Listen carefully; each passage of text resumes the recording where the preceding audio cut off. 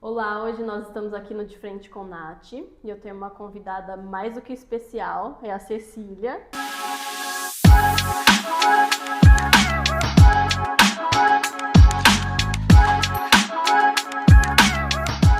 É a mãe de uma paciente minha. E eu vou pedir para que a Cecília se apresente. Conte para nós, Cecília, o que você faz, quem é a sua fofura, quem é a sua filha. Primeiro eu queria agradecer, a oportunidade de estar aqui, contar um pouco da nossa história, minha e da Helena. Meu nome é Maria Cecília, sou mãe da Helena, mais conhecida como mãe da Helena, na verdade. Todo mundo me conhece assim. Eu sou gerente comercial de uma loja, que é minha paixão. E eu tive a Helena em 2016, eu já era casada há muito tempo, né? E a gente buscava ter um filho. E aí nessa de, não consegue engravidar, e vai no médico e tudo, ficamos um ano assim, e aí de repente em 2016, em janeiro, descobri que eu estava grávida de 4 semanas. E aí que começa a nossa jornada. A Helena nasceu prematura, de 29 semanas. Por quê? Estava tudo indo uma agitação, né, super bem, e de repente, com 28 semanas, meu líquido amniótico secou, ninguém sabia o que tinha acontecido, né? E ali a gente achou melhor tirar ela. Nesse dia foi um dia muito difícil pra gente, falo que foi um dos dias mais difíceis da minha vida, porque o meu médico não estava, e claro que ele não esperava por isso, porque estava sempre tudo bem, né? Ele tinha ido viajar. E ele voltava na semana seguinte do meu exame. E aí nessa terça-feira que eu fui fazer uma ultrassom, líquido amniótico reduzido, o que nós vamos fazer? Ela tem alguma coisa. Então assim, a minha vida mudou em questão de segundos ali. E o que a Helena tem? Ninguém sabia o que a Helena tinha, né? E nós começamos a tomar medicação para amadurecer o pulmãozinho da criança, do bebê. A gente não tinha um médico fixo ali. A única coisa que eu fui orientada era procurar um pediatra, porque ela iria nascer antes. Era isso que nós sabíamos. E começamos, né, a fazer exame todos os dias exame, até que de terça a sábado o líquido secou totalmente. E a gente foi para a maternidade e ali nós começamos a procurar quem iria fazer o parto, né? E foi um dia muito difícil porque ninguém sabia o que estava acontecendo e ninguém queria fazer o nosso parto. E isso que foi muito difícil e traumatizante pra gente, né? Hoje eu entendo que os profissionais, às vezes, eles têm medo de algumas coisas, né?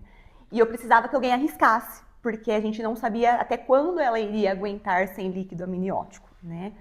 Então a gente procurou ir para Campinas, tudo isso em um dia só. Ir para Campinas, ir para Ribeirão Preto. Então um lugar tinha UTI para ela, mas não tinha para mim. Um lugar tinha quarto para mim, mas não tinha UTI para ela. Até que a enfermeira da maternidade, ela conseguiu um obstetra que ele topou fazer a minha cesárea e ver o que aconteceria. Então, nós fomos encaminhados, tanto que ela não nasceu na maternidade, ela nasceu no hospital mesmo, porque ela já seguiu depois para a UTI. Então, foi um encontro rápido dos profissionais, todo mundo se juntou e em 15 minutos estava todo mundo já fazendo a minha cesárea, né? Helena nasceu, chorou, tanto que foi uma emoção muito grande na sala de parto, porque achavam que ela não iria chorar, porque ela estava em sofrimento fetal, né? E porque os exames ali, eles só indicavam o quê? O líquido secou e a gente não consegue ver os rins dela. Então, com isso, eles achavam que ela não tinha rim, até, inclusive. Eles não queriam entubar, ela chorou, mas não queriam entubar, que eles queriam ver o que queria acontecer ou deixar o fluir da vida, né? E a minha sorte que eu tive duas profissionais muito boas, uma fisioterapeuta e uma enfermeira, que elas falaram, não, nós vamos entubar, né? E a médica falou assim, não, ela vai ter 2 horas de vida, a pediatra. E aí as meninas, não, nós vamos fazer isso, entubaram a Helena e levaram para a UTI. Mas o que nós sabíamos que ela teria 2 horas de vida, foi isso que foi passado para nós naquele dia. Fiquei internada no sábado, fui me levantar no domingo praticamente de manhã, e aí nós fomos descer para ver ela, porque eu não tinha visto, só o pai e a minha mãe. a avó materna. No descer, aconteceu que ela teve uma intercorrência, então eu não consegui ver ela de primeiro momento, eles pediram pra gente esperar. E logo em seguida, passou a intercorrência, eu conheci ela no domingo, praticamente 24 horas depois do nascimento dela. Um ser muito pequenininho, mas totalmente formado. Ela nasceu com 1,475 kg, 38 centímetros, bem pequenininha. E a gente sabia que ali nascia a nossa história e que tinha muita coisa para acontecer. E a gente precisava saber o que estava acontecendo. A Helena já nasceu lutando contra a vida, né? Já. Eu falo assim que ela veio para nada é normal com ela. Tudo é muito emocionante, tudo é muito, né? E então no outro dia foram se fazendo os exames, né? Chamaram o geneticista, médicos, nefrologistas para saber o que estava acontecendo. Mas o nosso diagnóstico final mesmo só veio 32 dias após o nascimento dela. Nesse momento, ela ainda estava praticamente bem, eu vou dizer assim. Ela estava lutando contra a prematuridade dela, porque ela nasceu muito pequena, né? Então ela foi entubada, desentubaram, depois estava no oxigênio, pegou uma infecção e nesse momento, como a gente estava muito ligado no negócio da prematuridade, ali tentando entender o que estava acontecendo, o diagnóstico chegou e a gente teve que assimilar tudo muito junto, porque nós estávamos nesse momento tentando reverter o quadro dela, a primeira coisa, para depois entender o outro lado. Então, o diagnóstico dela, ela nasceu com uma alteração genética, que é o gene PKHD1 e o PKHD2, é uma alteração no cromossomo 8, que ele traz pra gente a doença de rins policístico e, consequentemente, ele leva a um outro órgão, que foi o PKHD2, que é o fígado. Então, por isso da fibrose hepática. Recessivo, porque muitas crianças nascem com um dominante. Essa doença, ela vai o quê? Se espalhar e aumentar o grau dela só na fase adulta, mas a Helena não, ela já nasceu com a parte pior da doença, né? Então ali os rins dela já funcionavam muito pouco. E eu lembro que como nós moramos numa cidade pequena, né, aqui no interior, não existe outra criança igual aqui. E aí foi muito difícil esse diagnóstico, porque eu queria entender o que acontecia. Então, assim, o que todo mundo sabia, o que estava escrito na literatura. Ninguém sabia me falar na parte prática, porque hoje eu entendo, depois de tanta experiência, que existem muitas coisas que está na literatura, mas muitas coisas se complementam na parte prática, né? Então porque eu queria conhecer. E aí eu comecei numa caça incessante por médicos em todos os lugares, né? Eu marcava, ela estava internada, não podia levar ela, eu marcava a nefro para me perguntar sobre. Aí eu ia na consulta, ele perguntava, mas o que você quer? Aí eu falava, então, eu tive uma filha. E a gente começou nisso, só que infelizmente a prematuridade estava judiando muito mais ela nesse momento, né? Nós tivemos que entubar ela novamente, porque ela pegou uma infecção que, para você ter ideia, em 15 dias ela tomava bolsas de sangue a cada 12 horas porque não coagulava mais. Até que chegou em agosto, no Dia dos Pais, a equipe falou assim para mim, Cecília, não tem mais o que fazer. Agora é só um milagre mesmo, porque até me emociono, vocês vão me ver me emocionar muito hoje, porque assim, chegou no momento que a gente não tem mais, acabou os nossos recursos, né? Ela precisa reagir a essa infecção. Então, assim, se você tem fé, se você, a gente acredita no poder da família, então meus familiares começaram a me conhecer ela, porque ninguém conhecia ela, já tinha se passado um mês e pouco e ninguém conhecia ela ainda. Eles começaram a me ir na UTI para conhecer ela. E aí a gente viveu aquele momento que foi muito difícil, né? Foi muito difícil porque era um dia após o outro, uma hora após a outra, né? E aquele medo que, se o telefone tocar, o que aconteceu? Só que ela foi se recuperando e foi uma surpresa pra gente, porque ela foi se recuperando. E aqui na cidade nós ficamos 100 dias no total, só que a gente não conseguia estabilizar a pressão alta dela, porque era devido à doença dela mesmo. Da doença, é engraçado que todo mundo fala assim, ela tinha infecção de urina? Não, ela não tinha infecção de urina.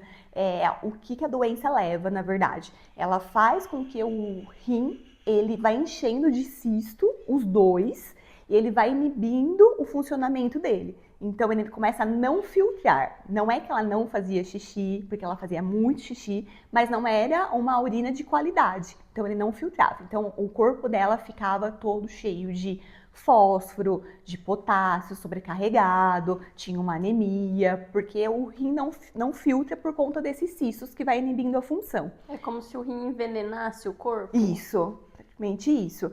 E a fibrose hepática era o de menos, que tava tudo bem ali. Porque a gente sabe que essa doença ela vem mais agressiva em um órgão, e no dela foi o rim.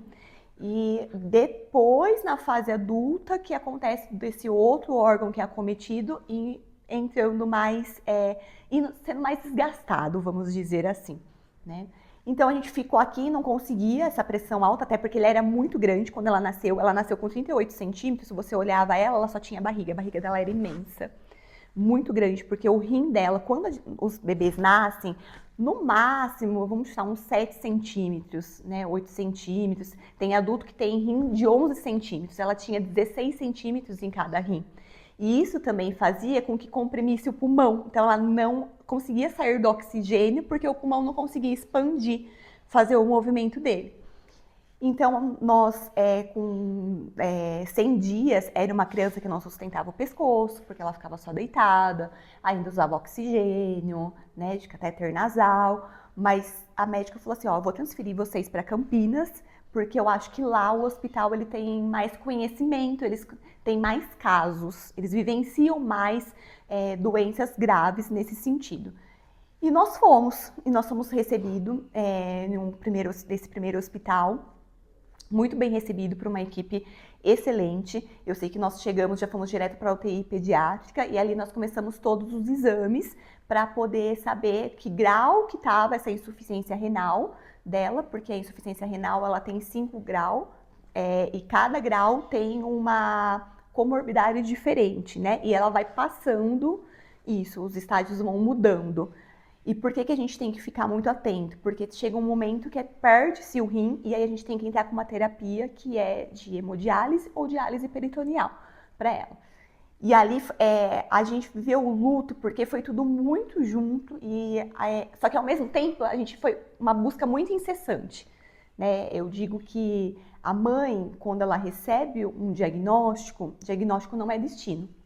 É isso que eu tenho muito comigo, né? E ninguém vai fazer pelo meu filho aquilo que eu vou fazer em todo o tempo. Então eu tenho que lutar pelo meu filho.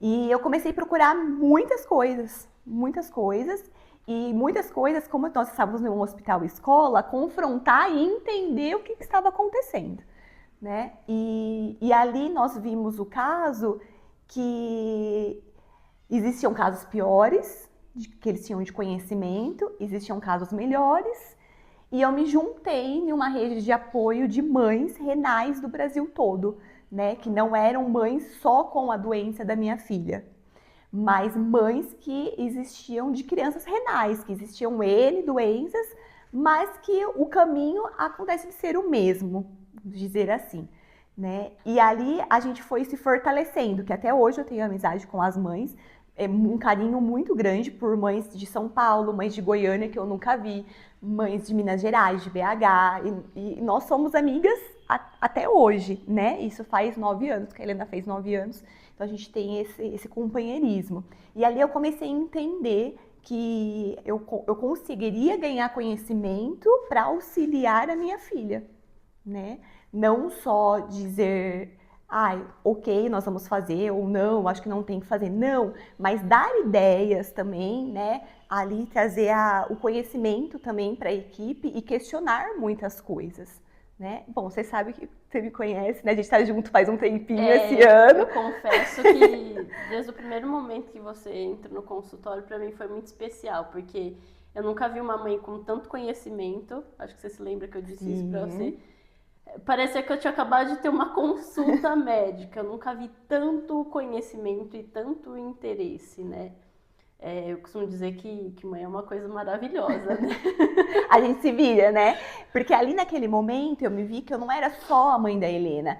eu tinha que possuir entender um pouco de nutrição, porque ela ia começar a se alimentar daqui a pouco, um pouco de néfron, um pouco de uro, um pouco de fisioterapeuta, e aí os dias foram passando, e ali eu achei que eu ia ficar muito tempo nesse hospital, e eu fiquei só 10 dias. Então tudo foi se resolvido, ela veio para casa tomando muitas doses de remédio, ela tomava 27 doses por dia de medicação. A gente começava às 6 da manhã, então eram 6, 7 da manhã, 9 da manhã, 10 da manhã, meio-dia, 1 hora, 5 horas, às 19 horas, às 20 horas, 21, às 22. Aí a gente tinha um espacinho que era o maior, que ia até às 24, e depois a 1 da manhã. E aí era o espaço maior de todos, era da 1 até às 6, né? E ali a gente... eu fui aprendendo como que dava uma medicação, eu fui aprendendo qual que era o melhor horário para aquela medicação, o que eu podia dar junto, o que eu podia dar separado. Fora todo esse trabalho, a gente sabe que, graças a Deus, nós temos planos de saúde, mas nós dependíamos, eram medicações muito caras também, então nós dependíamos de uma grande parte do SUS também, que não foi fácil, e a gente sempre teve que buscar isso, entrar com ação, né, contra o governo, para o governo custear, porque as medicações eram muito caras mesmo, e nós não conseguíamos pagar. Fora que não era só isso, que nós tínhamos viagem, né, porque nós tínhamos que ir para Campinas toda semana, de 2 a 3 vezes na semana. Nós começamos também, quando ela teve alta, ela pesava muito pouco, ela tinha um peso de uma criança de recém-nascido, praticamente, 4 quilos, quando ela veio para casa. E aí nós tínhamos que fazer uma suplementação para ela, então assim, tudo isso era uma coisa que nós tivemos que correr muito atrás, desde que ela nasceu. E ali, nós fomos vencendo os obstáculos. Com 15 dias que ela veio para casa, ela pegou bronquiolite, ela teve que internar novamente.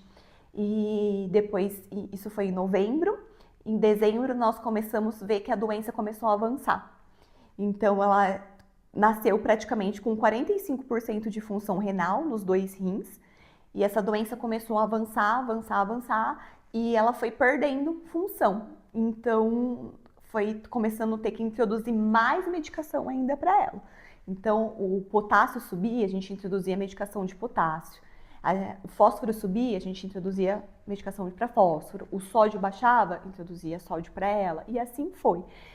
Nós tivemos uma luta muito grande até os 4 anos de vida dela, porque era muita medicação. Ela era uma criança que internava muito. Eu acho que até os 4 anos de vida dela, nós internamos umas 40 vezes. Nenhuma delas, a não ser 2, que foi por causa do rim. As outras eram mais por causa de pulmão, e a gente tinha muita dificuldade nisso, porque além do diagnóstico dos rins policístico, fibrose hepática, como ela ficou muito tempo entubada, nós tivemos o diagnóstico de asma, né? Então ali nós começamos a... Era uma dificuldade muito grande, porque o tempo mudava, ela entrava em crise, tinha que internar porque ela precisava de oxigênio. Aí a gente ficava 15 dias, tinha alta, ia para casa, a hora que começava a melhorar, tinha que internar de novo porque ela estava com ataque de asma. E descompensava, teve um evento que ela teve uma única infecção de urina, aí era minúscula, mas por conta de todo o cuidado, tinha que ficar internado para poder fazer todo esse cuidado com ela, toda essa medicação. Então foi uma criança que ela não teve uma infância. Fora isso, a parte dela cognitiva, a parte motora dela era muito prejudicada. Então a Helena, ela foi sentar, ela tinha 1 aninho, 1 ano e 2 meses sem apoio. Ela foi caminhar, de fato, que ela se soltou com 4 anos. Rolar, ela já tinha 2 anos. Então era uma criança que ela teve uma vida muito sofrida nesse sentido, de uma vida com muitos exames, com uma vida com muitas medicações, uma vida com muitos médicos e com muitos terapeutas. Nós não tínhamos um dia na agenda que nós não tínhamos algum programa médico para poder fazer, né? E enquanto isso, a doença, ela vinha se mostrando forte e que ela iria entrar em insuficiência renal e ali perder realmente os 2 rins, né? E aí foi que nós começamos a se preparar. No começo, a ideia, na verdade, para mim, de diálise era muito difícil mesmo. Até que um dia Era tão difícil até a parte de alimentação para ela que ela tomou um leite especial, que nós fizemos uma tentativa, e ela foi intoxicada por proteína. E não tem medicação que diminua essa intoxicação por proteína. E nós tivemos que internar ela e a doutora falou assim, eu vou fazer de tudo para não colocar ela na diálise, mas se não baixar, nós vamos ter que dialisar. Nós vamos passar um catéter e nós vamos tentar uma diálise peritoneal. E para mim isso era o mais difícil, porque nossa vida já não era fácil, mas ia se tornar um pouco pior ainda, porque não tem isso aqui onde eu moro, na minha cidade. Então nós teremos que mudar de cidade, né? O pai dela ia ter que ficar trabalhando aqui, porque alguém tem que continuar trabalhando. A minha vida parou, porque eu parei a minha carreira profissional, tudo que eu fazia para cuidar dela, né? E então foi um período muito difícil para mim. Depois do diagnóstico, essa parte de diálise. E aí eu tive que ir colocando na minha cabeça isso, mudando os meus pensamentos, que era uma forma de tratamento, a diálise, se precisasse. Graças a Deus, nesse período a gente não precisou, mas a doença vinha e a gente tinha em mente que o rim ia entrar em falência mesmo, 100% com 7 anos de vida dela. Era essa a estimativa que eles nos davam. Só que também nessa caminhada a gente perdeu muita criança e infelizmente eu nunca vi nenhuma criança aguentar tanto tempo sem diálise igual a Helena, né? E eu falo que ela foi muito forte até hoje, porque a programação seria perder os rins, entrar em hemo ou em diálise, ou então ir para transplante pré-empitivo, que é um transplante direto. Só que a gente sabe que é muito difícil, porque geralmente a fila de doação de órgãos para transplante, ela é muito longa, mesmo para criança, que eles são prioridades, mas as crianças que estão com casos mais graves, elas são prioridade nessa fila, né? Então para mim era o meu grande sonho, porém eu sei que era uma coisa muito difícil que nós iríamos passar. Mas eu tinha como objetivo isso, né? E eu sempre pedia muito para Deus isso, assim, Senhor, não importa o que eu esteja passando, não importa o fardo que eu tenha que carregar, até porque eu nunca pedi a cura para ela. Eu sempre pedi, faça os meus ombros mais fortes para mim chegar no que o Senhor quer, no objetivo que o Senhor quer. O meu objetivo é que ela não passe pela diálise, porque é um tratamento que é um sofrimento, né? É um tratamento bem difícil para a criança, ela já não tem uma vida fácil, não tem uma vida normal, mas o que eu queria é que ela passasse por transplante. E ali nós fomos vivendo nessa rotina doida que nós tínhamos de estar... Eu falo que nós tínhamos muitos profissionais e graças a Deus, Deus nos abençoou com muitos profissionais bons, sempre, sempre, sempre, mas nós tínhamos que se dividir de uma rotina muito cansativa, porque nós tratávamos em Campinas uma parte, que era essa parte de nefro, aí como eu falei, ela não andava, ela tinha essa parte motora muito prejudicada, aí nós tratávamos em Ribeirão, tratávamos em Bauru, então a gente viajava muito, a nossa rotina era muito intensa. Até que em 2018 eu voltei a trabalhar, porque eu também precisava cuidar de mim, né? Cuidar do meu psicológico, não viver só aquilo. Eu tinha que entender que eu tinha que conciliar tudo, né? Que eu não era só mãe 100%. Eu precisava olhar para mim também. Também era Cecília, né? Também, né? Era, porque não é? Antes de ser mãe da Helena, eu era Cecília. Então foi aí que eu voltei a trabalhar e que eu conheci a loja onde eu trabalho até hoje. E aí nós fomos aprendendo a manipular toda a nossa questão de agenda. Ali em 2020, mesmo com a doença avançando, ela já ia para a escola, ela começou a ir com 2 anos, mas em 2020 ela veio a pandemia e aí nós começamos a perceber que ela tinha outras coisas, né? Ali eu comecei a procurar e a buscar outros profissionais que o coração de mãe, eu falo que ele nunca se engana, né? Então ali eu falo assim, ela só não anda de fato, não é só pelo rim, existe alguma coisa. E aí nós tivemos um diagnóstico de paralisia cerebral mesmo, grau 2, Então ali nós tivemos mais um CID pra gente. Foi com quantos anos esse diagnóstico, Cecília? A gente começou a perceber em 2018, ela tinha 2 anos, mas a gente conseguiu fechar mesmo. Foi quando nós começamos a tratar em Bauru e aí foi mais ou menos em 2020. Ali a gente começou, o profissional, o médico, ele fez muitos testes e ali a gente viu que realmente ela teve uma parte prejudicada, não pela doença, não pela insuficiência renal, mas por conta da prematuridade. Ela teve um sangramento, uma leucomalácia periventricular e uma atrofia secundária, que levou ela a CPC grau 2, né? É que quem olha ela nunca não fala, né? Ninguém imagina. Mas ali a gente começou a ver que a criança, a Helena, ela tinha algumas dificuldades. E logo em seguida eu comecei a ver que ela tinha muitas dificuldades na parte de aprendizagem, né? Porque eles falavam, não, a parte cognitiva não foi prejudicada, mas eu comecei a perceber que existia algo errado ali, né? Só que veio a pandemia e aí ficou tudo muito confuso, né? Por conta que nós tivemos que todo mundo ficou em casa, trancado. Então era a parte quando ela ia ser alfabetizada. Então ali começou a ter essa dúvida, só que se misturou com os outros diagnósticos dela, porque ela fica muito internada, porque não, é normal, porque ela teve esse prejuízo por conta da parte da pandemia, né? E aí nós fomos seguindo e a doença vinha avançando, só que ela pegou uma fase muito boa, graças a Deus, de 2020 até 2023, mais ou menos ali, porque ela estabilizava, perdia um pouquinho de função, estabilizava, perdia um pouquinho de função. E aí é onde nós conhecemos e nós fomos transferidos lá em Campinas mesmo, o hospital da Unicamp. E ali foi onde começou a nossa jornada mesmo, que as médicas, elas começaram a retirar algumas medicações dela, então a gente começou, ela começou a ter uma vida um pouco mais próximo do normal. Como a doença, ela estabilizava, então a gente aproveitava para retirar medicações. Aí, a doença avançava um pouquinho, a gente tentava colocar um mínimo de medicação para ela.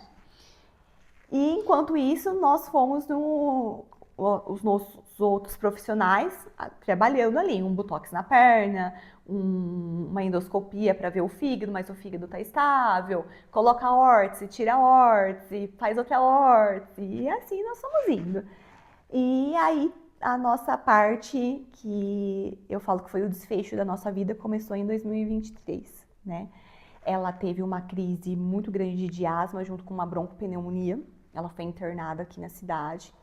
Logo em seguida, ela perdeu muita função mesmo, de uma vez só, porque ela vinha com 25%, mantendo aquilo, variava um pouco, e aí caiu para 15%. E ali na Unicamp, as profissionais do ambulatório falaram assim para mim, a gente vai precisar colocar a Helena na fila de transplante. Para mim foi uma mistura de sentimentos, de alívio, porque eu estava chegando próximo do meu objetivo, só que de medo, porque quanto tempo ela iria durar com 15% de função renal?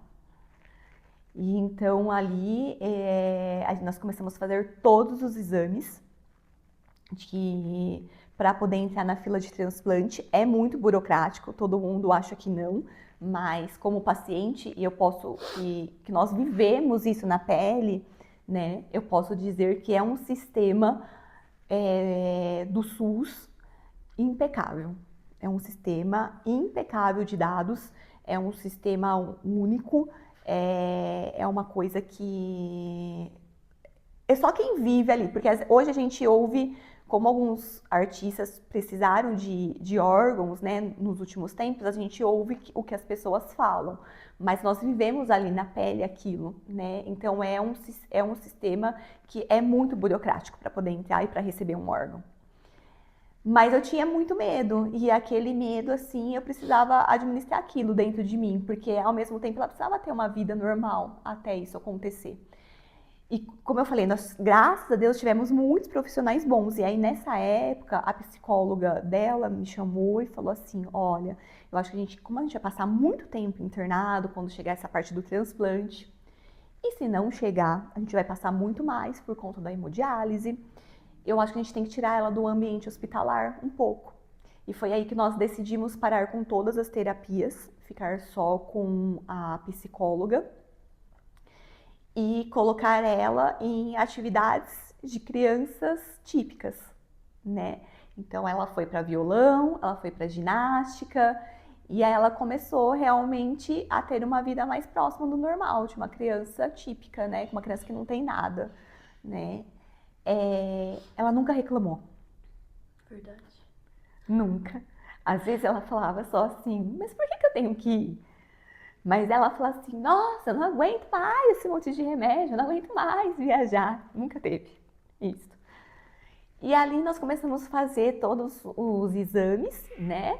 Eu e o pai dela, porque quando eles nos chamam para conversar, nós passamos por muitos médicos, assim, e a primeira intenção é ser uma doação da família. Eu ia perguntar exatamente isso, é que seja familiar. Isso, que seja familiar. E parentes de primeiro grau. Então seria pai, mãe, irmãos ou avós.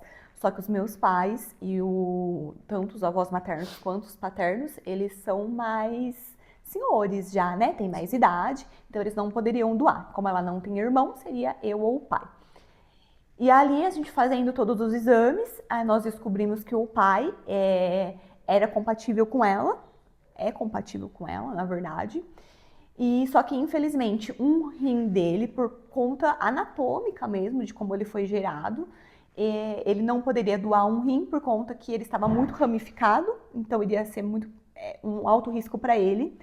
E o outro rim, ele até poderia doar, mas iria ser uma cirurgia muito complexa, porque ele tem uma artéria passando por trás do rim e ela faz como se fosse, o nosso rim, ele tem uma só, né? Então ela passa a artéria e ela depois faz um lado só, mas o dele não, faz dois. Então, aí teria que ser cortado de uma maneira específica e talvez na hora de implantar nela, para ele ia ser muito difícil, mas na hora de implantar nela, o risco de trombose seria muito maior. Então, ali nós tínhamos isso.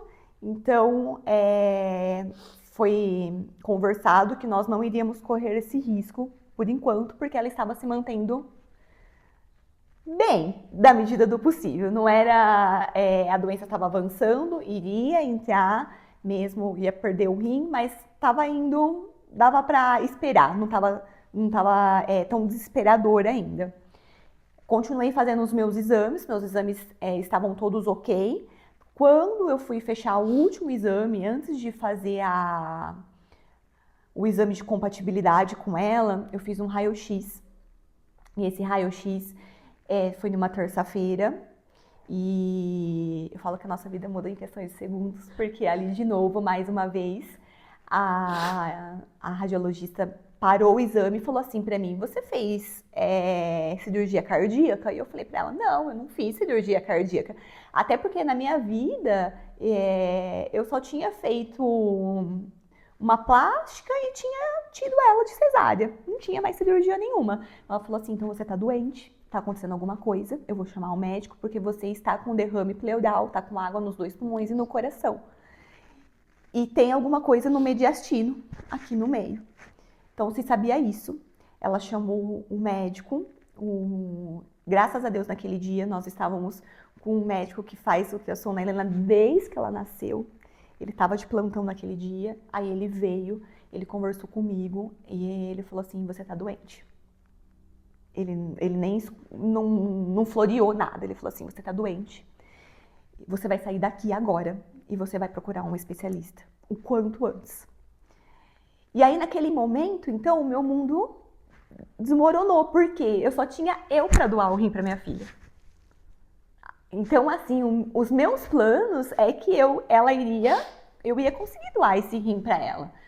E aí eu vi que eu estava doente, ainda não saber o que estava acontecendo, foi muito doloroso para mim. Foi muito doloroso, porque eu não sabia o que me esperava, eu sabia que eu não ia poder doar o rim, eu não sabia quanto tempo ela ia aguentar com 15% de função.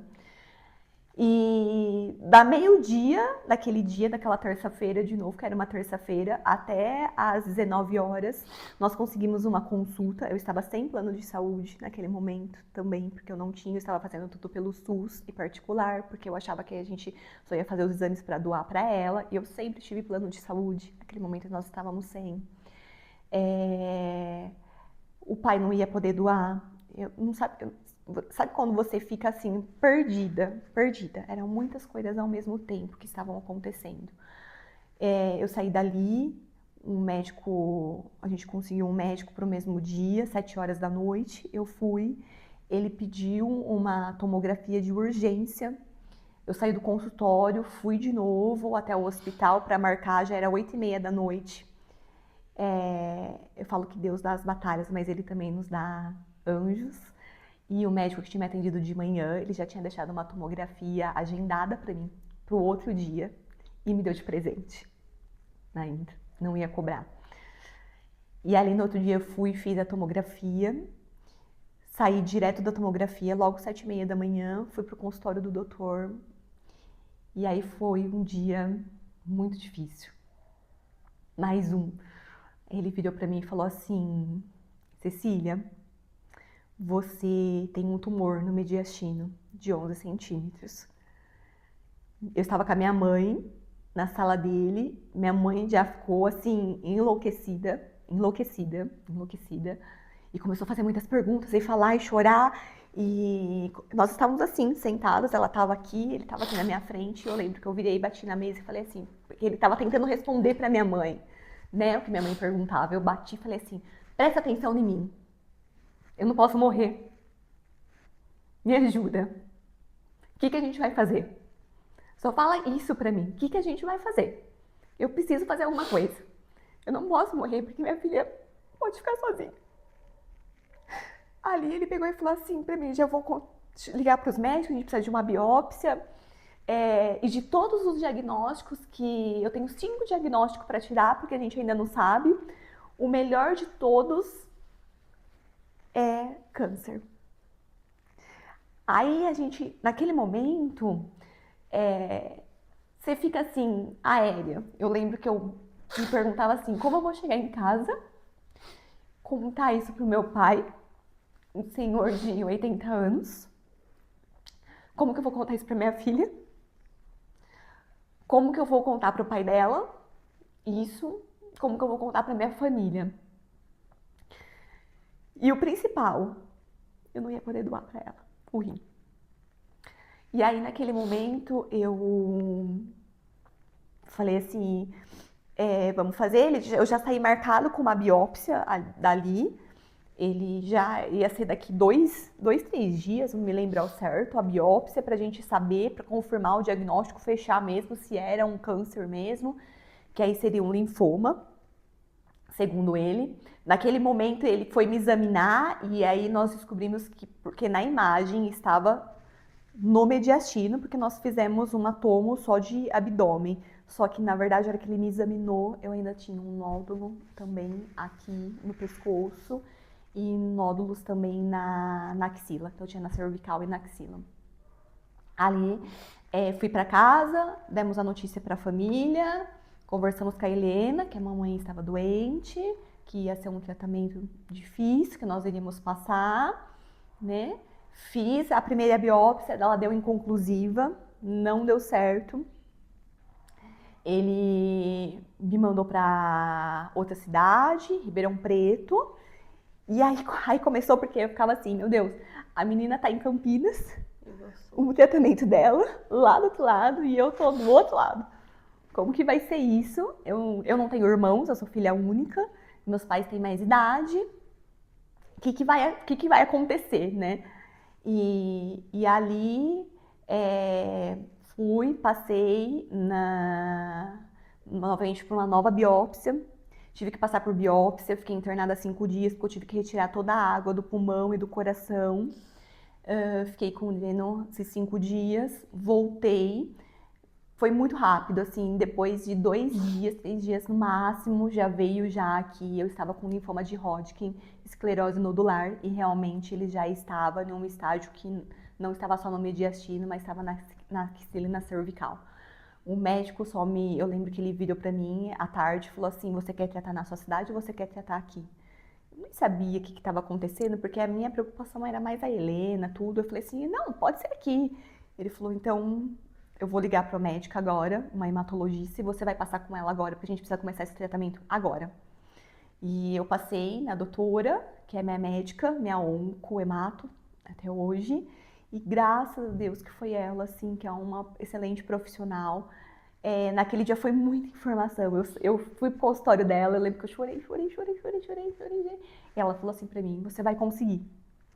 E contei a história, porque, assim, todo mundo tava tentando entender o que tinha acontecido, porque eu não tinha sintomas, né? Eu não sentia. E ela falou assim pra mim, você tem sintomas, só que você não percebeu. Mas você tem, no grau que tá isso daqui, você tem. E como você tá totalmente virada para essa vida de mãe, nessa rotina tão louca, você não percebeu. Saí de lá com um monte de coisa, assim, e aí eu precisava assimilar o que ia acontecer e a gente precisava começar o tratamento. O tratamento foi marcado para a semana seguinte e nós começamos. Foi proposto 6 ciclos de quimioterapia num protocolo de ABVD. E ali, de 6 ciclos, seriam 12 sessões, que a gente chama. Já iniciamos as sessões de quimioterapia. A minha família foi muito presente nesse momento. Eles são muito presentes até hoje, graças a Deus. E eu dependia muito deles para cuidar dela, né? Porque a vida dela tinha que continuar.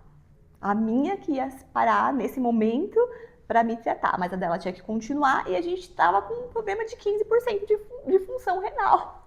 Até quando isso iria conseguir segurar, né? E o pai dela, que assumiu toda essa parte de levar ela para o médico, de correr atrás de exame, de ir para cima e para baixo. E nós fomos conciliando dessa maneira. Nessa maneira, nós passamos o ano de 2023, de abril até dezembro, eu fazendo o tratamento. A equipe da Unicamp segurou ela, falou assim, ó, nós não vamos ativar ela na lista porque nós precisamos de você. Nós precisamos de você porque ela vai ficar um bom tempo internada aqui e o pai tem que continuar com a vida, ele tem que trabalhar, né? E a criança sempre quer a mãe, então a gente precisa de você. E eu lembro que, assim, elas foram muito bacanas porque a gente não queria... Tinha medo, mas eu não podia me expor. Quando eu não conseguia levar ela, a gente fazia chamada por vídeo. As médicas me atendiam 24 horas. É uma equipe sensacional, né? Um profissionalismo muito grande. E elas acompanhando ali. E elas falando, vai dar tudo certo, nós vamos conseguir todo mundo passar junto, porque aí tava todo mundo inteirado, né? A equipe de Campinas, a equipe de Ribeirão Preto, tava todo mundo junto. Só que nesse período eu fui vendo que a Helena foi tendo mais necessidades e também, não sei se espelhando assim na vida dela, porque tava muito... Hoje ela tava na minha casa, amanhã ela não tava, amanhã ela tava na casa do pai de manhã, mas à tarde ela tava na casa da tia, porque o pai tinha que trabalhar à noite, depois ela voltava para casa. Eu sei que foi uma loucura muito grande isso, né? Minhas tias que cuidavam dela. E isso foi muito voltando para a parte de aprendizagem, dessa parte de cognitivo. E aí foi ficando muito mais claro para mim que ela tinha mais um diagnóstico. E ali eu comecei a buscar, ela voltou para terapia, para psicóloga, e a gente foi buscando o que estava acontecendo, né, nessa parte de escolar dela. Porque era muito nítido que ela aprendia aqui e perdi aqui, aprendi aqui e perdi aqui, né? E mesmo que a escola me falava que estava tudo bem, eu sabia que não estava tudo bem. Mãe nunca se engana, né? Nunca se engana, porque assim, ela pode ser uma pessoa na escola, mas ela não ia ser tão diferente dentro da minha casa, né? Ela não ia ser. E aí, ali, eu sempre falando pra escola, tem alguma coisa, até mesmo pra neuro, tem alguma coisa. Não, é porque o que vocês estão passando é o que ela passou. Né? Eu entendo tudo isso, eu entendo que nós estávamos sobrecarregados. Nós estávamos sobrecarregados em questão de uma vida muito tumultuada, a questão da doença dela, a questão que ela não era uma criança bem nutrida, que ela já tinha, sei lá, na época ela tá com 9, 7, mais ou menos 7 anos, E ela pesava 15 quilos, né? Uma criança de 7 anos com 15 quilos que tem 1 metro de altura. Então eu sei que ela era prejudicada, sim, por essa parte nutricional também, por causa do rim, que o rim faz isso. Enfim, eu entendia tudo isso. Mas ela ainda tinha algo a mais ali, né? E como eu falei, eu sou sempre a pessoa que sempre busca. E aí, mesmo durante esse período conturbado, eu continuei buscando. Nós fomos para vários médicos, vários. Nossa, buscando muito para São Paulo. E meu tratamento acabou de quimioterapia. O primeiro momento achou que eu tinha respondido bem, que isso foi em dezembro. Para finalizar, nós achamos que só ia precisar de rádio. Daí eu fui encaminhada para rádio. Aí já era janeiro de 2024. Eu fui pra rádio, fiz 20 sessões, todos os dias, ia pra Ribeirão todos os dias e voltava. Só que no exame final, porque o organismo mostrou que tinha dado certo, né? Mas não sei o que aconteceu, né? No exame final, o câncer tinha se curado nos primeiros pontos que nós iniciamos o tratamento, mas ele ainda se mostrava em outros. Então ali a minha médica falou assim, a gente vai precisar retomar o tratamento, vamos esperar, porque a gente vai ter que fazer mais uma biópsia para poder saber se é o mesmo ou se é um diferente. E a gente vai ver o que acontece agora, a gente precisa de um tratamento um pouco mais forte, né? E ali naquele momento a função da Helena estava muito ruim. Aí ela já estava com uma função de 12, quando ela ficava doente oscilava para uns 10, 11, depois subia para um 14, mas não ficava mais, né? E aí as meninas da Unicamp eu falo meninas porque a gente tem intimidade, né? Elas me chamaram, a equipe falou assim, agora a gente vai ter que efetivar ela na fila. Chegou o momento, porque a gente não sabe, o que a gente quer para ela é transplantar ela sem dialisar. E aí elas efetivaram, foi em julho de 2024, elas efetivaram ela na fila, fui eu que levei para coletar toda a parte no hemonúcleo de sangue, fazer as provas cruzadas, dali a gente saiu com, chama RGCT, que é um código que cada paciente tem quando entra na fila de transplante. E aí eu lembro que eu cheguei em casa e eu falava assim, meu Deus do céu, como que vai ser isso? Imagina, eu vou ter que voltar a fazer meu tratamento e como que essa menina, se ela for transplantada, como que vai ficar se esse rim chegar? Só que ao mesmo tempo dentro de mim eu ficava assim, Deus, tá chegando um momento e é isso que eu quero, mas e se ela dialisar? Como que vai ser? Eu acho que chegou um tempo na minha vida que tava tudo tão difícil, que sabe quando você abre mão e você fala assim, ó, seja o que Deus quiser? E aí eu falo que é nesse momento que Deus age. É quando a gente entrega nas mãos dele, né? Porque a gente tem... confia inteiramente. Porque é fácil a gente falar assim, eu acredito, vai dar certo, falar eu tenho pensamento positivo, mas na hora ali da batalha mesmo, é muito complicado. E ali naquele momento, a minha médica falou assim, ó, nós vamos ter que fazer quimioterapia de novo, e nós vamos ter que fazer uma imunoterapia, e mais, nós vamos ter que fazer transplante de medula óssea. Porque a gente precisa arrematar tudo isso. Era só um ponto, o linfoma ele voltou se chama cardiofrênico, é uma pelinha bem aqui embaixo no coração, mas tinha voltado e aí precisava fazer. E eu falei pra ela, vamos fazer. Ela arrumou tudo pra mim, também é sempre tudo muito rápido na nossa vida, e aí já começamos a fazer e fomos fazendo. Ribeirão toda semana, Ribeirão a cada 15, Ribeirão toda semana, Ribeirão a cada 15. Helena indo para Campinas, porque precisava ver como que estava esse rim o tempo todo, porque quando se chama o paciente que está na fila para fazer o transplante, ele precisa estar 100%, ele não pode estar doente, não pode ter nada, então a gente precisava manter ela bem também ali, né? E a gente foi conciliando as coisas, até que eu terminei de fazer, e no final de 2024, terminei de fazer as minhas imunos, as minhas quimioterapias de novo. Todo mundo fala do meu cabelo não caiu nas duas, diminuiu, mas não caiu. E aí eu precisava muito ir para o transplante de medula. E eu tinha muito medo disso. Muito, muito medo. Por mim, né? E aí eu lembro que eu fui encaminhada para Jaú. Então aí a gente tinha Campinas agora, Ribeirão Preto e Jaú. E aí, naquele momento, assim que eu fui para Jaú, o médico, eu lembro que eu só falava assim para ele, novamente, não posso morrer, tá? Todo mundo vai morrer, mas eu sei que eu vou morrer, mas nesse momento eu não posso. E ele falava assim pra mim, não, vai dar tudo certo, nós vamos fazer todos os passos, a gente vai começar a coletar os exames, são 8 dias intensas de quimioterapia, são 7, você descansa no 8º e a gente vai infundir a medula no 9º dia, vai esperar pegar, então a média para ficar internada vai ser de 30 a 40 dias. E aí eu pensava assim, meu Deus, como eu vou? Porque eu tô nesse perrengue, mas eu ainda tô em casa, né? Ela tá na casa do pai, na casa da tia, na casa da avó, na casa não sei o quê, mas eu estou em casa. Mas agora, 30 dias, 40 dias longe dela, como que nós vamos fazer? E aí eu lembro que nesse período eu busquei um outro profissional para saber se a gente não conseguia fazer um transplante dela com o rim do pai, porque eu queria muito insistir naquilo. E aquilo ficava na minha cabeça, insistindo. E aí eu fui nesse outro profissional, já tinha ido, fui para São Paulo, fui nesse outro profissional, e aí numa conversa com esse profissional ele falou assim para mim, a vida flui como ela tem que fluir.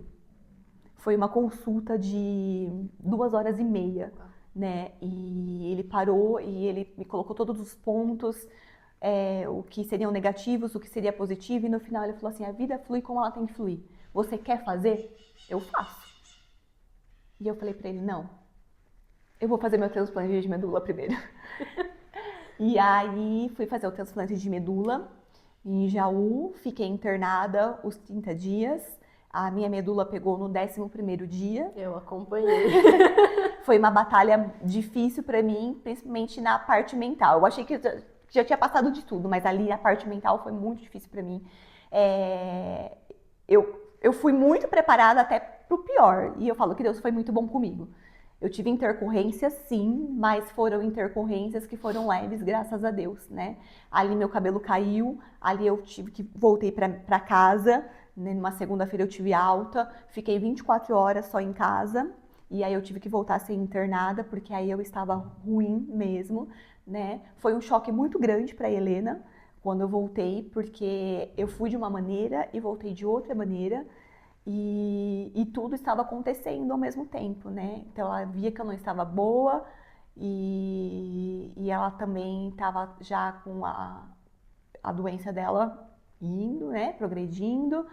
E aí ali eu voltei a ser internada, fiquei mais uma semana e depois voltei para casa. E aí quando eu voltei novamente para casa, eu vi que aí os sintomas dela tinham evoluído mais ainda. E tudo bem, eu falo mais uma vez, eu acredito que é um conjunto de tudo, mas não era só isso. Porque os sinais estavam desde lá quando ela era pequenininha, e eles só vieram avançando. E então, foi quando, antes de ir pro transplante, eu te conheci, né? E ela começou... Foi quase Natal. Foi quase Natal. Foi quase Natal. Quase o presente de Natal. Foi de fato um presente de Natal. E ali a Helena começou, né, fazer as terapias dela, que a gente precisou voltar e ver o que estava acontecendo. Foi quando hoje nós temos mais um diagnóstico, né? Você sabe, a gente só falta laudar mesmo ela. Então, são 1, 2, 3, 4, 5, uns 6 diagnósticos. Uns 6 CID. Eu falo, quando eu pego o laudo, é 6 CID lá. Mas eu vim me recuperando, graças a Deus. Peguei uma dengue no meio do caminho, quase morri, daí de vez mesmo, naquele momento. Fiquei na UTI 8 dias. E foi tão engraçado que foi no finalzinho de abril para maio. E a Helena na fila, né? E a fila não andava, e eu me questionava muito em relação a isso, se ela ia conseguir ou não. Mas a gente foi vivendo até que eu fui para Jaú ao último dia, que foi no dia, acho que 14 de maio, tive alta. E depois de uma semana que eu já tinha tido alta do transplante de medula, eu estava em casa, deitada, e meu telefone tocou. E era o hospital. E aí eu falei assim, atendi, Eles me perguntaram se ela estava bem, porque uma semana antes ela estava gripada. Eu falei, não, ela tá bem, ela tá ótima. Ah, nós temos uma oferta de rim. Eles falaram pra mim. E naquele momento eu tava tão... Era tudo tão difícil, a nossa vida tava tão difícil ali, porque ainda nesse meio tempo nós descobrimos um câncer do meu pai esse ano, verdade. A gente descobriu um câncer do meu pai, que ele passou mal em um dia, fez uma cirurgia de emergência, que era de uma trombose, e por fim nós achamos um câncer também, que foi tratar uma coisa e descobriu outra. Então a gente estava numa loucura tão grande, todos esses anos, que eu não levantei. Eu falei assim, esse rim não vai ser da Helena, porque ela não é prioridade na fila. E ainda a profissional me falou assim, a gente são 2, né? Um já vai para uma paciente, e agora a gente tem mais um, e que a Helena está concorrendo a esse rim, junto com uma menininha, uma paciente, mas ela dialisa. Mas eu preciso ver como que tá o estado de saúde dela. Eu nem levantei naquele dia. Eu tava um dia muito frio, muito frio, muito frio. Eu não levantei, só falei pra minha mãe falou assim, não, o rim vai ser dela, vou começar a passar os pijamas, que nós vamos viajar. E eu fiquei lá deitada, liguei pro pai dela, a Helena estava linda e bela no shopping, passeando, comprando livro. Comprando o livro que a tia Nath tem a coleção, e ela queria montar a coleção das emoções, ela tava lá com o pai dela. Aí o pai dela falou assim, eu vou levar ela na psicóloga, qualquer coisa você me liga. Eu falei, tá bom. E minha mãe tentando fazer as malas, chorando e tal. Deu 20 minutos, a médica dela me ligou. A médica dela falou assim, Cecília, monta a mala e vem embora que o rim é da Helena. O rim tinha chegado. O rim tinha chegado da melhor maneira possível. Uma semana depois da minha alta, curada do câncer. O rim tinha chegado de uma maneira surpreendente, de uma doadora que infelizmente perdeu a vida em um acidente, não estava doente, 100% compatível com ela. A Helena estava maravilhosa, com pouca função, mas ela estava muito bem de saúde. Arrumamos tudo, foi tudo muito rápido, fomos para Campinas. Saímos daqui, era 2h30, chegamos em Campinas 4 horas, ainda ela falou assim pra mim, não vamos nem fazer o exame do MET, porque ela tinha passado uma semana antes no hemonúcleo para poder fazer todos os testes da sorologia, porque eles atualizam o banco a cada 90 dias e tinha dado esse tempo, então ela estava tudo certinho, tudo atualizado, os exames dela impecável. 8 horas da noite, a Helena estava transplantando o rim. Eu lembro disso, era uma sexta-feira, tinha terapia comigo. Nath, a gente tá levando a Helena. A gente tá levando a Helena, porque tem um rim pra ela. A cirurgia começou às 8 da noite, a cirurgia acabou 1h da manhã, a doutora saiu da cirurgia e me falou assim, Cecília, eu perguntei, deu tudo certo? Porque todo mundo tava chorando, minha mãe tava chorando, em prantos, o pai dela tava com muito medo, aquele frio insuportável que tava em Campinas. E eu estava assim, em outro planeta. Em outro planeta. Eu tinha chegado no meu objetivo. Eu não tinha morrido antes. Eu tinha me curado. As 2 horas de vida dela me fizeram chegar com 8 anos. Tudo foi no tempo de Deus, tudo foi do jeito que Ele planejou. A vida fluiu como ela tinha que fluir. Ali, né? E ali ela saiu desentubada e o rim pegou na hora. Ela fez xixi na hora. Outra criança, ela tinha uma creatinina alta. E aí depois a creatinina dela com nem 12 horas, assim, ela já tinha baixado muito. Abaixado muito a creatinina dela. Ela fez o transplante que terminou na madrugada da sexta-feira. No sábado, ela tinha uma coloração diferente na pele. Eu lembro. Ela tava rosinha já, sem as olheirinhas de panda. Ela sempre teve muita olheira, com uma energia falante, comendo, porque ela não comia. Ela comia muito pouco. E ela falava assim pra mim, mãe, eu consigo sentir o gosto das coisas. Eu quero biscoito de polvilho porque eu gosto do sabor do biscoito de polvilho. Antes eu não sentia. porque toda criança renal, ela sente um gosto muito amargo na boca por causa da intoxicação que o rim causa. E ali ela foi levantada no domingo, começou a andar dentro da UTI e era outra Helena. Outra Helena. Foi um rim muito abençoado, foi um rim assim que eu só tenho que agradecer à família doadora, que em meio a uma dor, né, de perder um filho, essa mãe, ela decidiu que ela iria doar todos os órgãos da filha dela. E ela doou tudo. E ali, muitos pacientes, eles renasceram. Tinha gente renascendo com um coração novo. Tinha gente fazendo xixi agora, por causa de um rim. Tinha muito paciente que tinha uma nova vida. E era muito emocionante quando a gente passa por esse momento, que a gente não imagina passar. Mas a generosidade de uma família, porque elas não nos conhecem, né?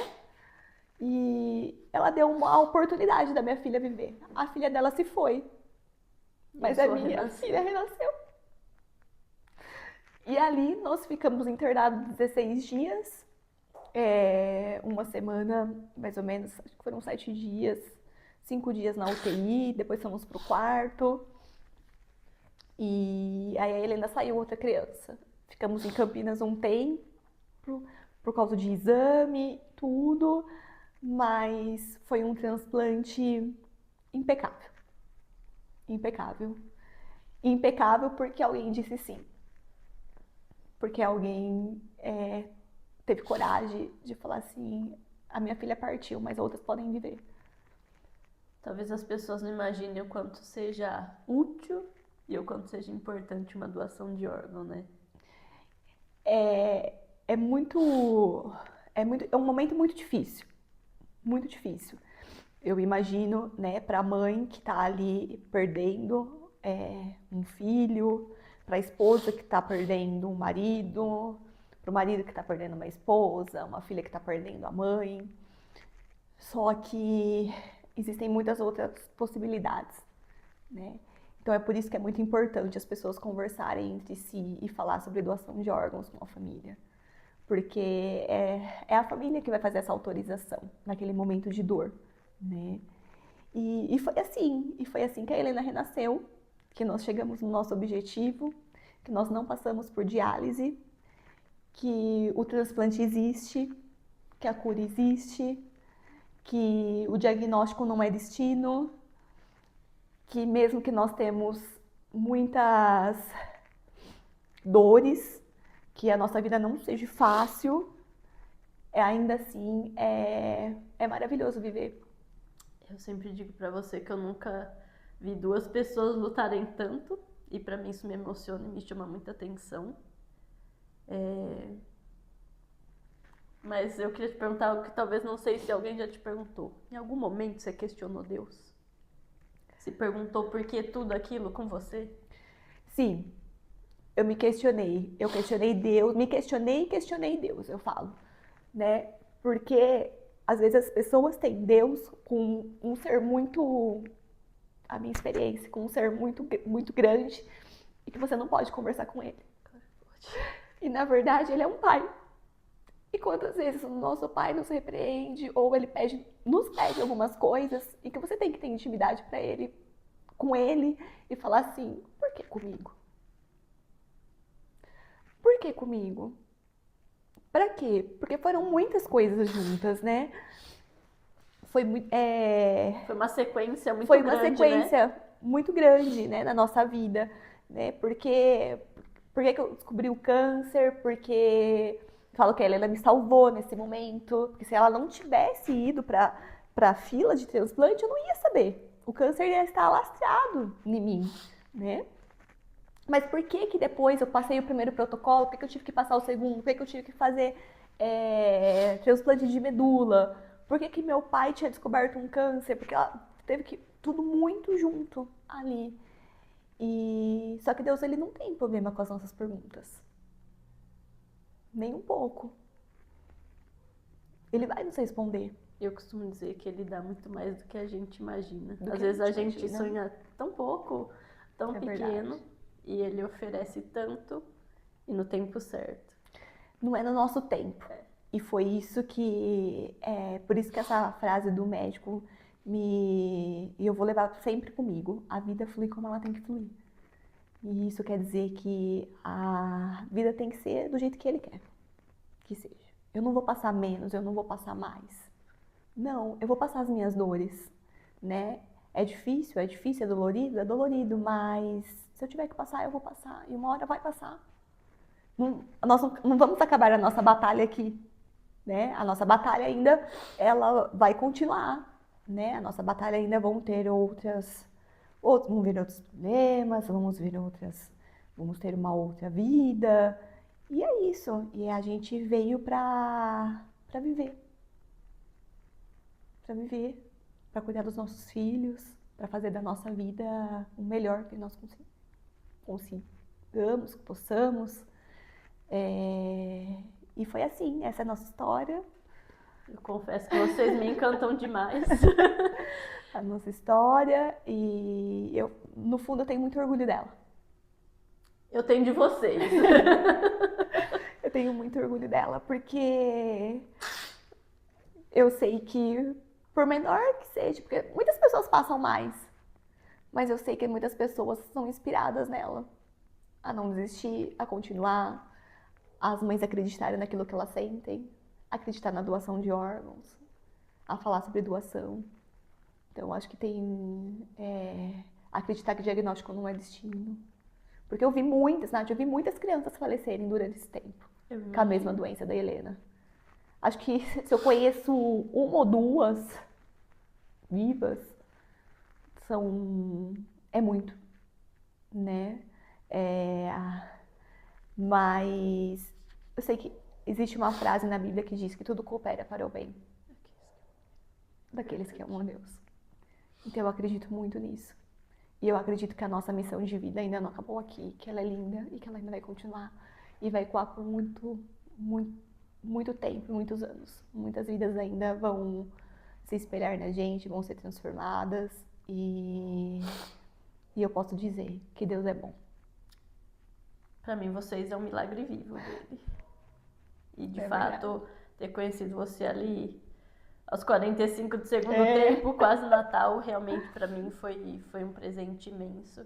Eu tava muito desesperada nesse momento, porque alguém tinha que acreditar em mim que tinha algo de errado. E que eu buscava há muito tempo, que não era meses, semanas ou dias, eram anos que eu vinha buscando isso. E eu sabia, porque a mãe conhece, né? O nosso coração, ele sabe. E ali eu mandei uma mensagem pra Elô, que é uma pessoa muito importante na minha vida. Por isso que eu falo que Deus sempre colocou muitas pessoas boas. E eu fui te conhecer antes, acho que você nem tinha voltado a trabalhar, né? Você ia voltar ainda, mas eu ia fazer transplante de medula, a gente se viu logo depois do ano novo. E ali a nossa anamnese demorou horas.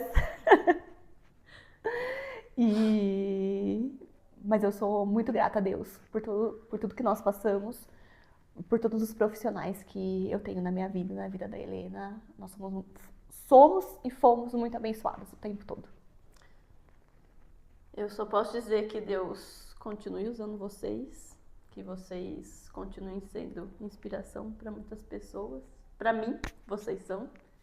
Eu me lembro quando você chegou, quando você falou, Nath, a medula pegou, e eu te vi pela primeira vez, e logo ali na sequência eu te chamei para uma conversa, e depois pro possível diagnóstico, e aquele dia me marcou muito. E o segundo dia que me marcou muito foi quando eu vi a Helena de novo. Quando eu desci a rampa e a Helena... Eu ia te abraçar. E a Helena me abraçou e ela falou, tia Nath! Esse dia eu consegui me segurar pouco pra não me emocionar. E me emocionou muito. Eu lembro que eu olhei pra você na cadeirinha, também emocionada. E eu hoje também tenho a certeza que Deus encaixa os pacientes certos e perfeitos na minha vida. E eu só tenho que agradecer, porque nós estamos há pouco tempo juntas, né? 8 meses. E de fato mesmo, eu acho que o quê? Uns 3 meses, né, de sim. terapia mesmo. E eu vejo a evolução da Helena. E eu vejo como ela é feliz em vir aqui, que parece terapia, mas pra ela não é. Né? O vínculo que vocês têm, a profissional que você é, e eu só tenho que agradecer. E eu sei que ela vai ganhar o mundo ainda. Vai, tenho certeza. Ela vai ganhar o mundo ainda, e é isso que eu quero pra ela. Eu quero saúde. Eu falo que pra minha filha eu não desejo nada demais. Só saúde. Porque se ela tem saúde, ela consegue ter tudo na vida dela. Né? A vida ela é feita de momentos simples. Verdade. De momentos simples. É o ordinário, né? Não É o o extraordinário. Exatamente. É o que forma o nosso dia. E ela é uma criança, você sabe, né? Eu sou suspeita pra falar porque eu sou mãe, mas ela é uma criança muito especial. E realmente ela veio com uma luz muito incrível, né? Não é à toa que ela superou todas as expectativas e que eu sei que ela vai superar muito mais. Com certeza. Cecília, foi um prazer imenso estar esse tempo com você. Ver vocês todas as semanas é uma alegria também. Ai, pra mim é uma delícia. Te falei hoje cedo que eu venho aqui, aí eu adoro esse médico, eu adoro isso. Nossa, eu gosto de ficar aqui, parece que é bem na sexta, nosso horário no finalzinho da tarde. Aí parece que eu venho pra ficar bem tranquila, me faz muito bem. Não é só ela que vem da terapia. Vocês são um presente de Deus na minha vida. Obrigada por me deixar fazer parte disso. Obrigada por me escolherem. Eu me sinto de fato escolhida a dedo. E eu não sei nem dizer o quanto é especial pra mim, quanto eu falo que como é sexta-feira, é o último horário, né? Já foi tudo da semana inteira. E eu me lembro de uma sexta-feira que eu tava mais cansada. E a Helena chegou na sala, parece que não parece, né? Muda tudo. Eu transbordo. E é único os momentos que eu tenho com ela. Eu saio daqui, se tava aquele último pontinho de cansaço, eu saí revigorada naquele dia. E é muito bom. Eu tenho que agradecer por tudo que você faz por nós e por ter acreditado e acreditar nela todo o tempo. Gente, é isso. Um grande beijo pra vocês e até o próximo podcast.